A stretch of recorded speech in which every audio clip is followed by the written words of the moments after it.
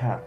Proses bagaimana seseorang itu bisa hadir dalam ruang digital terus-menerus ya tujuannya buat melihat bahwa diri itu dinilai dengan orang lain itu seperti apa kayak gitu. Yang tadinya orang-orang itu bercermin untuk melihat dirinya, saat ini bercermin untuk memantulkan dirinya agar dilihat oleh orang lain. Tiba-tiba terdorong ke dalam sebuah ruangan di mana setiap orang bersaing untuk memantapkan eksistensinya.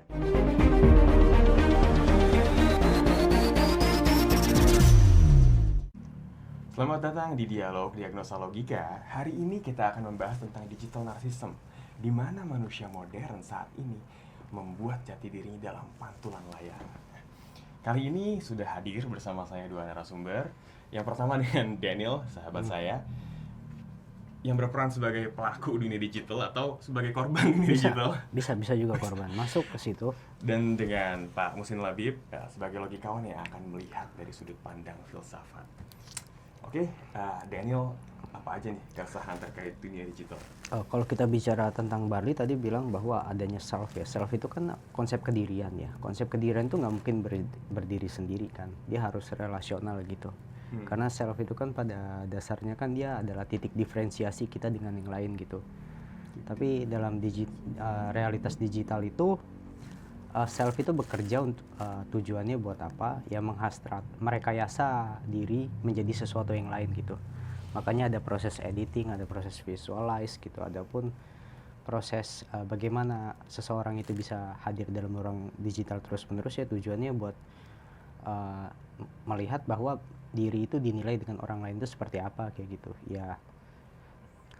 Ya kurang lebih itu self dalam dunia digital itu dia berubah dari yang privat menjadi publik, bahkan menjadi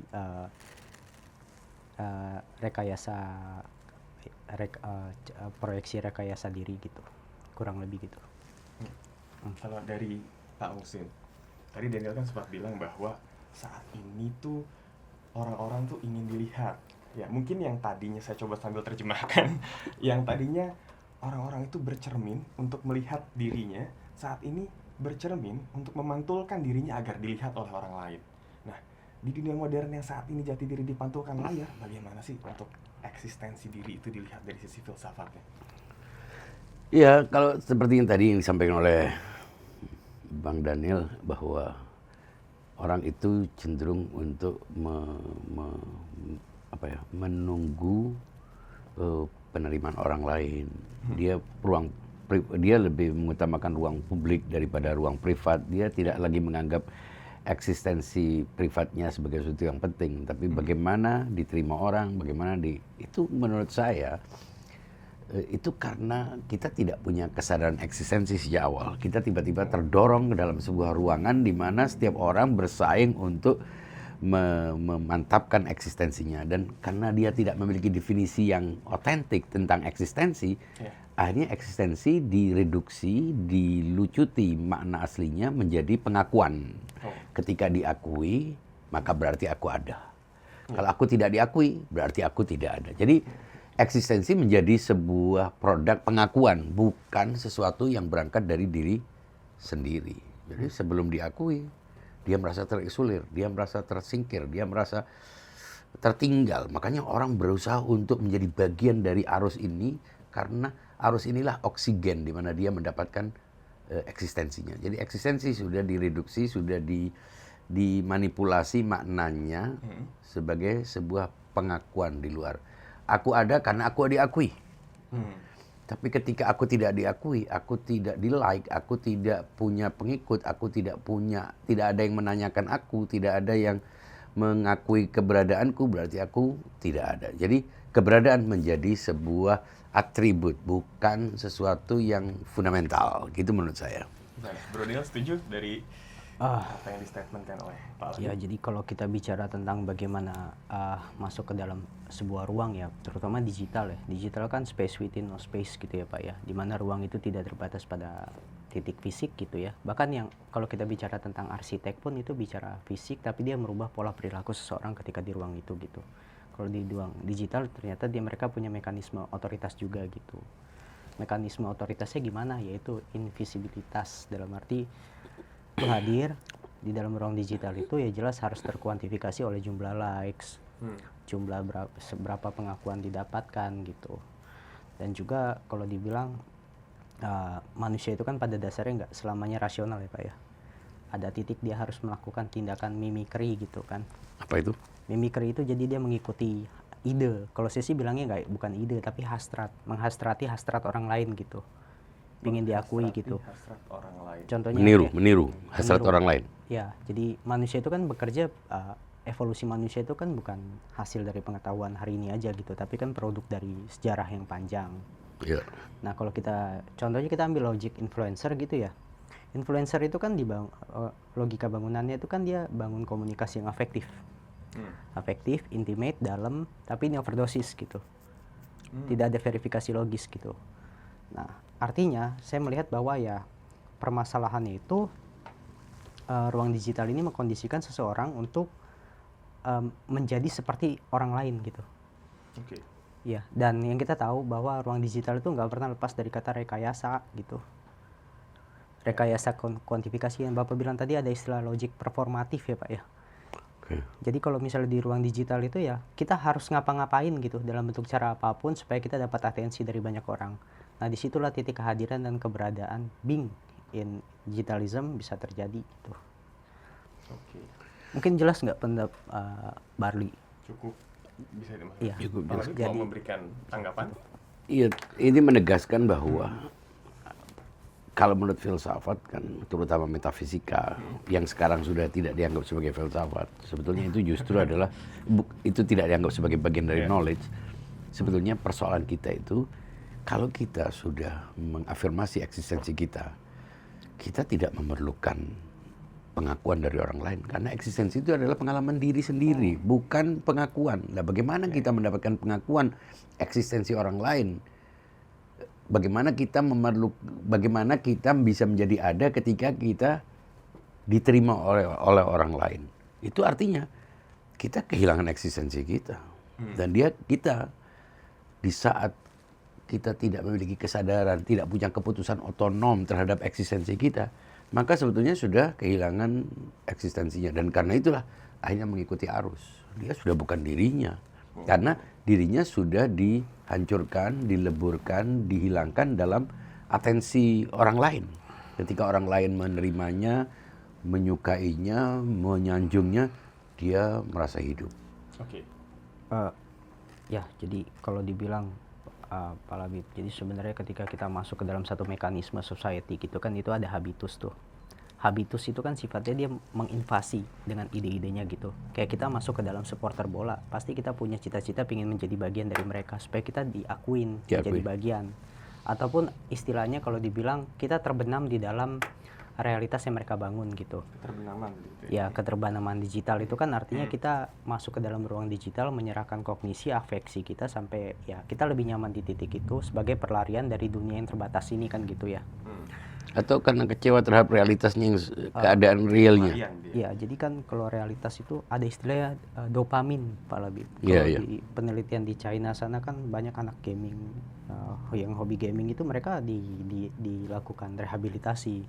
Karena itu penanganan yang tepat gitu. Jadi kalau dilihat ya tadi kalau dibilang dopamin karena dia yang kita lihat kan dia sebagian bagian dari escapism of life gitu kan. Di dunia nyata dia nggak bisa ngapa-ngapain, tapi di dunia digital dia bisa ngapa-ngapain. Artinya kita harus melihat bahwa narkotik itu tidak mungkin keputusan yang rasional, tapi itu sebenarnya strategi. Ya udah, gimana caranya bisa hidup dengan jadi suatu pilihan hidup yang tidak terlepas dari konteks ruang sosialnya kan gitu. Nah, ruang sosial ini mengkondisikan dari dunia yang terbatas mereka masuk ke dunia seakan-akan tidak terbatas padahal mereka terjebak pada otoritas baru gitu.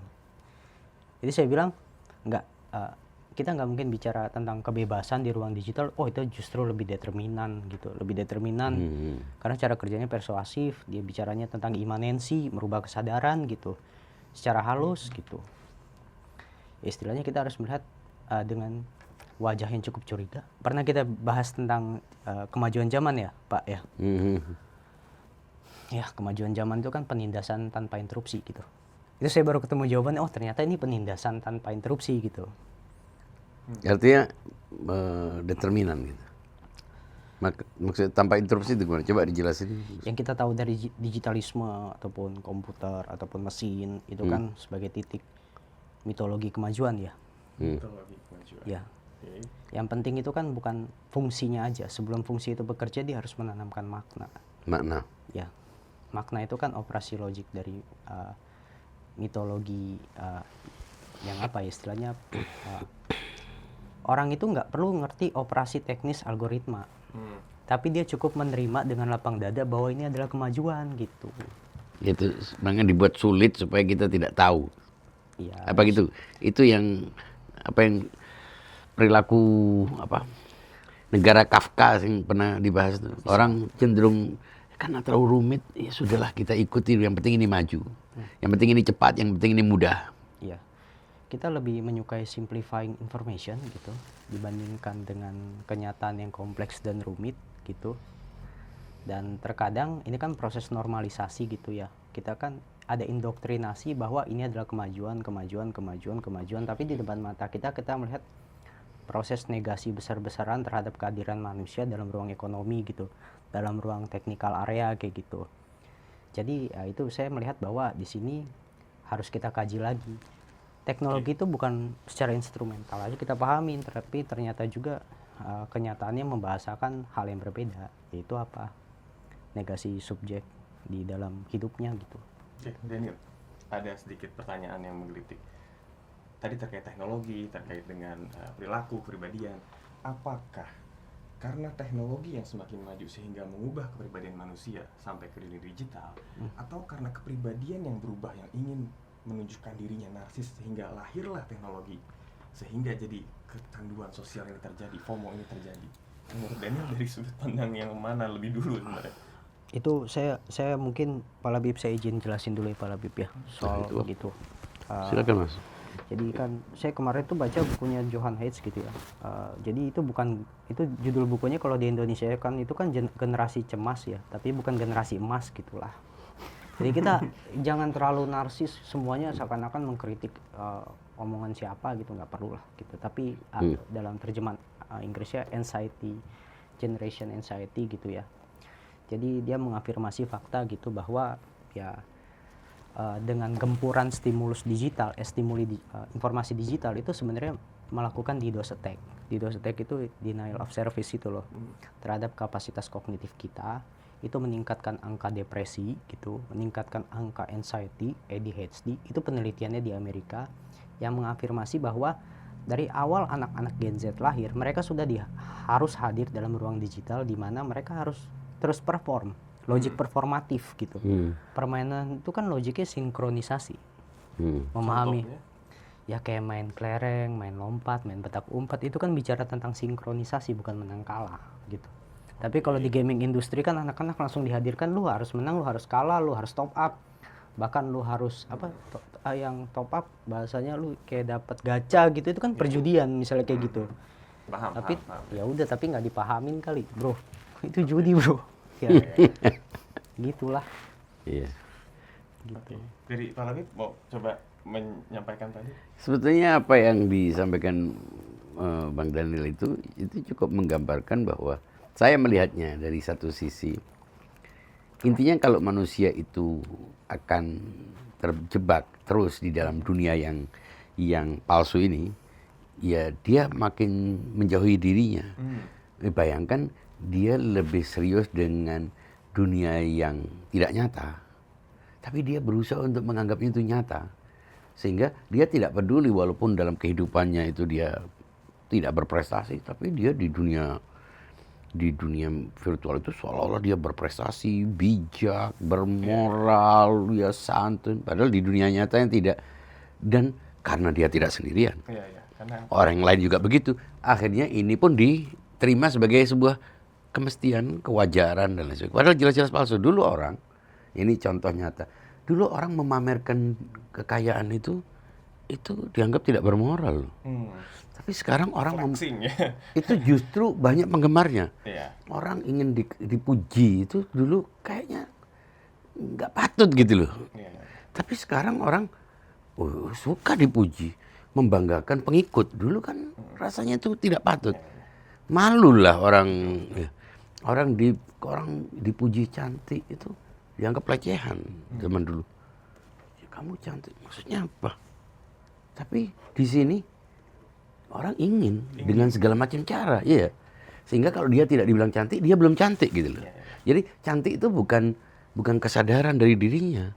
Aku cantik, aku pandai, aku baik. Ya karena aku baik.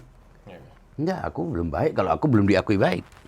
Aku enggak cantik kalau aku belum diakui cantik. Aku tidak pandai kalau orang lain tidak menganggap aku pandai. Jadi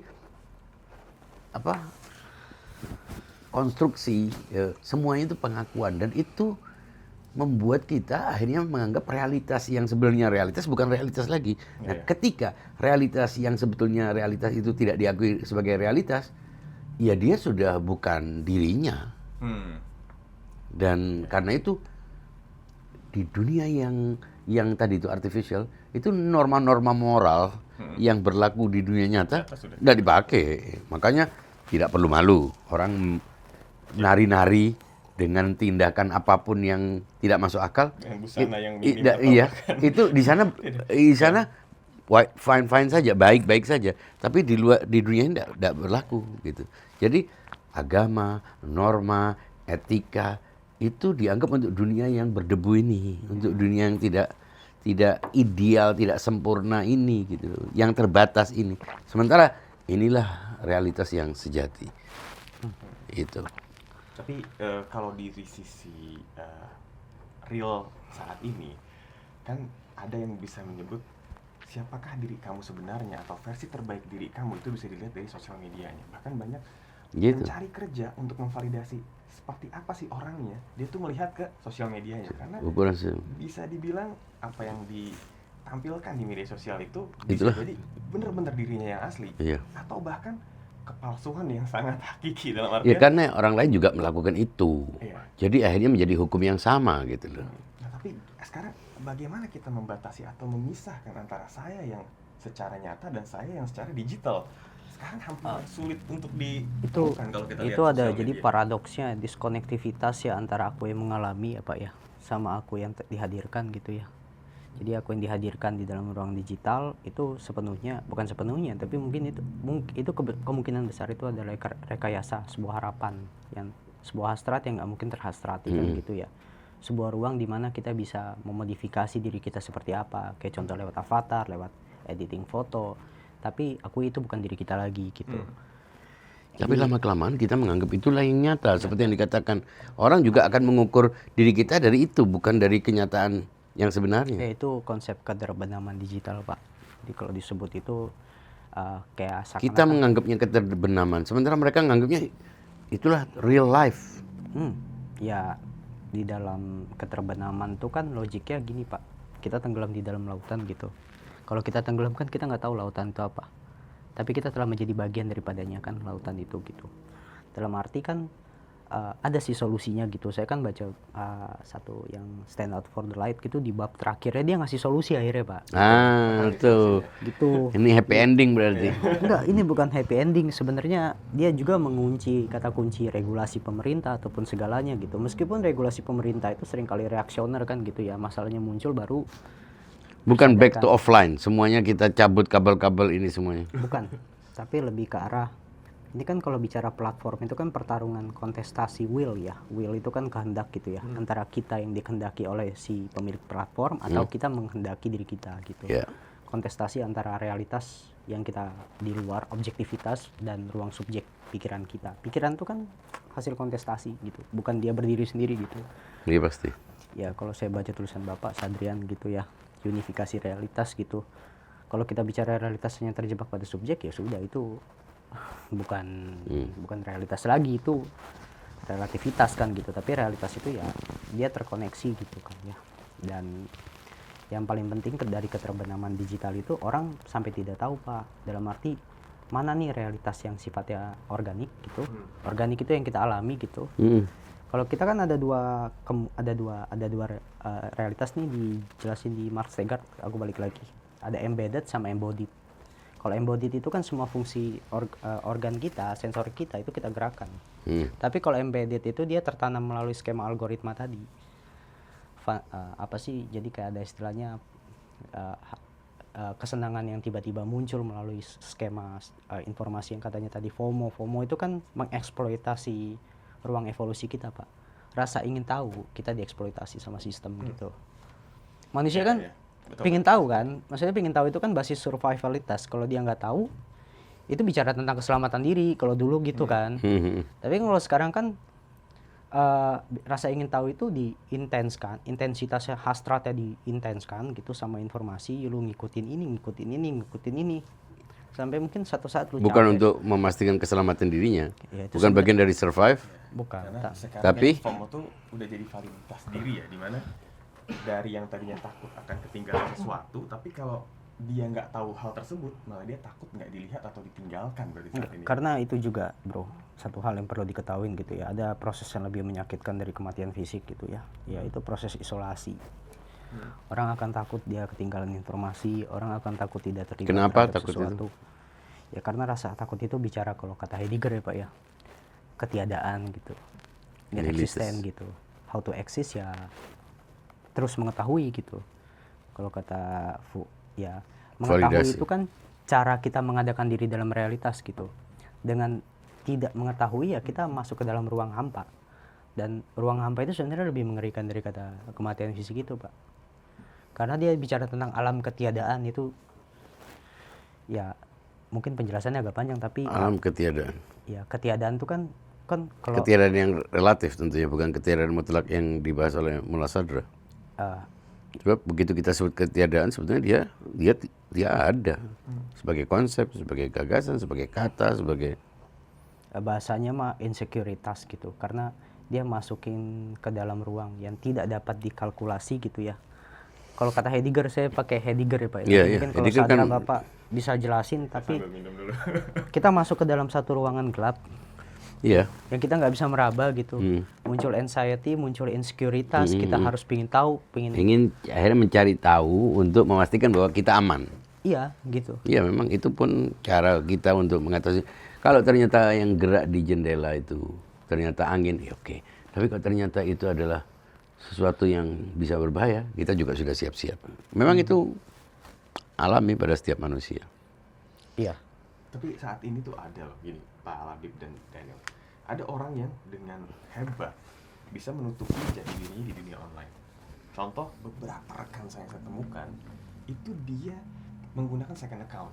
Jadi di dunia dia, di profile sosial media dia yang utama, itu bersih, dia sama sekali tidak menampilkan ABC, tapi dia punya second account dengan nama yang tidak akan kita kenali. Itu dia liar. Profile yang tidak dia kenali, dia menjadi the real Dirinya aslinya itu.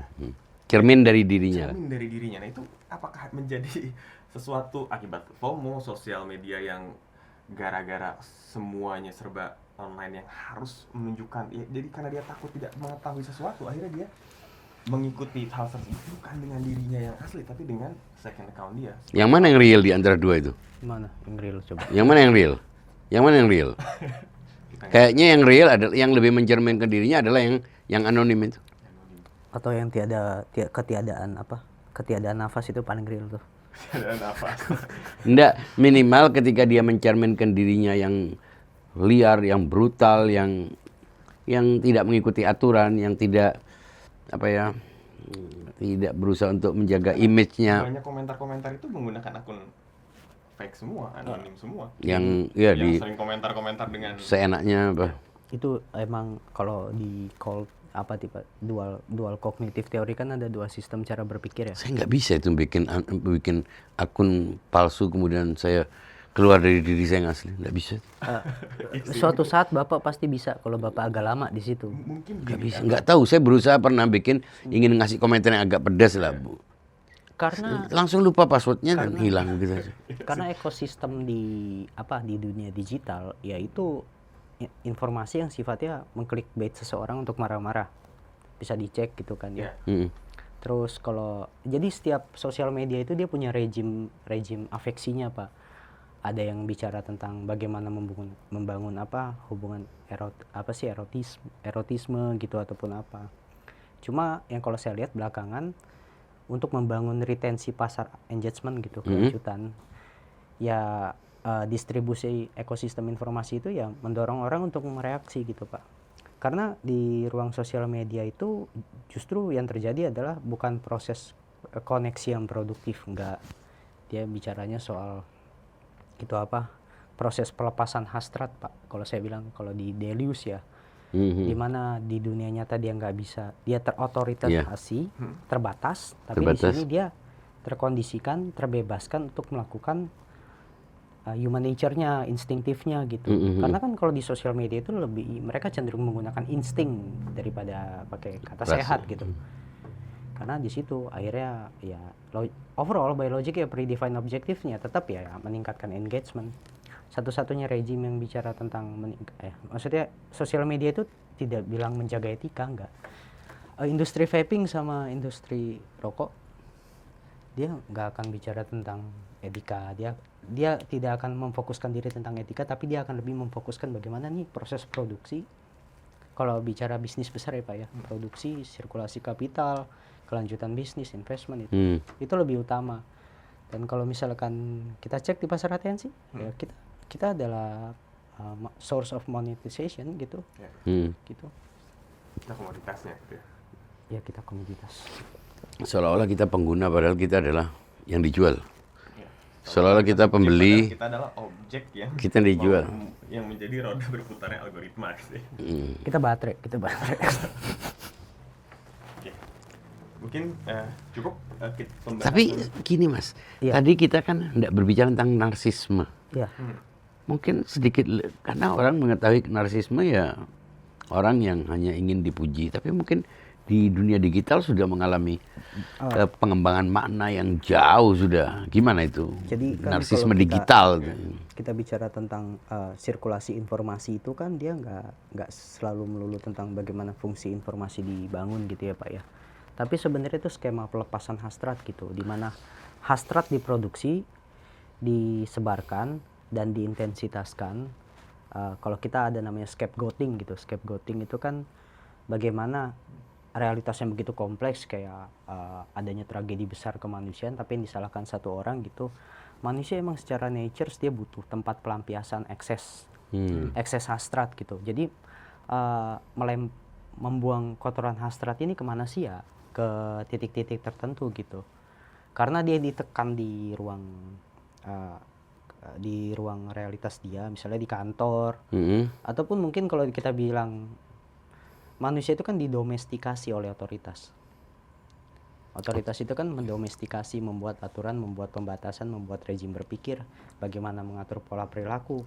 Tapi dalam ruang digital itu tidak sepenuhnya diatur, tapi lebih tepatnya bagaimana nih proses intensitas pelepasan hasrat itu dikondisikan gitu. Makanya orang rame-rame, ya mungkin di sosial media dia hidupnya mewah, tapi aslinya gembel. Ya, seperti itu. Ya mungkin agak beda sih bro. Gitu. Itu flexingnya. Memang gitu. Pencitraan semata. Dan orang menganggap kemewahan itu kemewahan itulah sebagai sesuatu yang nyata, ataukah sebetulnya kenyataan dia hidup gembel itulah yang nyata. Kira-kira dia sendiri itu sebelum orang lain, dia menganggap yang nyata yang mana sebetulnya? Yang nyata pasti yang di keterbenaman digital lebih penting Pak. Itulah yang nyata artinya ya. Iya, nyata. Dia tidak lagi menganggap. Jadi yang virtual itu justru yang konkret fisikal ini. Iya. Yang itu justru yang nyata karena dia akan memperjuangkan apapun di situ. Dia akan membangunnya dengan baik. Dia mengeluarkan uang untuk itu bila perlu. Ya, kayak investasi kripto Pak. Iya. Iya. Karena lebih nyata daripada mata uang yang di Fisik kita. ya fisiknya. Saya kira gitu. Dan itu adalah bencana eksistensial yang mungkin suatu saat perlu kita bicarakan dari aspek filsafat, metafisika, bagaimana mengatasi, bagaimana eksistensi mulasadra meneropong eksistensi digital. Kan selama ini kita hanya tahu bahwa realitas itu dalam perbincangan filsafat itu orang kalau berbicara tentang ada dunia material, ada dunia imaterial, atau dunia esensial, esensial, dunia eksistensial. Nah, digital ini di slot yang mana? Apakah dia additional, sesuatu yang baru, ataukah dia sebetulnya adalah bagian lebih dalam dari dunia esensial ini? Bisa Pak. Mungkin saya juga mau nambahin dikit ya Pak ya. Oke. Ke depan saya akan bicara juga tentang Huxleyan power gitu. Jadi istilahnya proses kecanduan ekstase gitu, ekstase kesenangan, ekstase kenyamanan, itu adalah proses kontrol gitu, mekanisme kontrol gitu. Kayak Kontrol dari siapa ini? ya bicara tentang kontrol how to think, how to react, how to making action gitu kan, itu kan bicara tentang bagaimana sesimpel industri advertising itu kan memodifikasi orang untuk memikirkan sesuatu. Hasrat itu bukan terbentuk dalam diri kita tapi juga diproduksi oleh deretan informasi itu. Nah, saya lihat bahwa mekanisme kontrol dari zaman disciplinary society di tahun 90 ke bawah, zaman waktu ada blok merah nih Pak, kita kan takut sama merah, terus ada liberalisme gitu. Tapi maksudnya dari state gitu, state centrism, kita masuk ke arah techno-feudalism gitu. Jadi ada rejim kosmopolit yang sebenarnya itu melakukan kontrol. Kontrolnya pakai apa? Pakai data, bro. Gitu. Pakai data. Datanya siapa? Dibuat juga data. Kita, bro. Kita jadi datanya ya. Tapi lagi-lagi siapa pelaku di balik ini semua Anda belum ada belum jawaban. Nah itu, saya bilang menyelesaikan masalah ini, Pak. Sama seperti kita bicara who's behind the invisible hand of capitalism. setuju saya. Kalau begini kan Iya. nyata musuh siapa kita. Mungkin aja kita juga pelakunya, Pak. Jadi kita pelaku tanpa sadar. Iya. Tapi ada pelaku yang memang merencanakan sejak awal gitu. Jangan jadikan kita sama dengan mereka dong. Iya, jadi kalau saya jujur ya, Pak ya. Kita jelatanya mereka Kita penguasa. lihat bahwa otoritas itu bukannya sosok, Sistem. tapi dia bicara tentang mekanisme logis juga. Dan mekanisme logis, teknis gitu ya, itu lebih memodifikasi Tapi orang. bukan impersonal kan? Ada person-person di balik itu. Person pelakunya ada ditunjuk Iya. bisa, cuma yang lebih penting how it's operate gitu, mekanisme Iya. epistemnya itu lebih penting gitu. Oke. Gitu. Oke. Lumayan berat ini diskusi kita. Mudah-mudahan kita bisa lanjut. Kita mungkin nanti akan lanjut dengan materi-materi yang tadi sudah disebutkan, dan jangan lupa dari penonton setia dari Dialog Diagnosa Logika, jika ada yang ingin disampaikan, ramaikan kolom komentar ya, dan jangan lupa like and subscribe. Jadi mungkin kata-kata penutupnya adalah kita boleh eksis di dunia digital, tapi jangan sampai menghilangkan eksistensi kita di dunia nyata. Sekian. Ada kalimat penutup lagi dari Cukup refresh your mind. Refresh Your Mind.